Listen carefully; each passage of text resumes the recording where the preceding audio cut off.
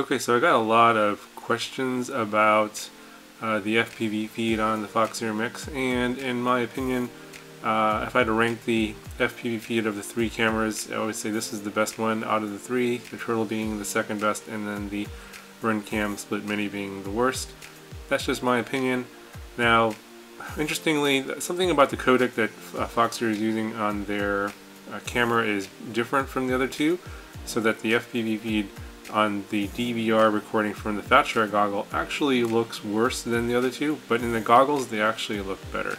So I try to show you this in comparison to what you see from this is an Eachine EV800D monitor. You know, it does look better in the monitor to me than it does in the DVR recording.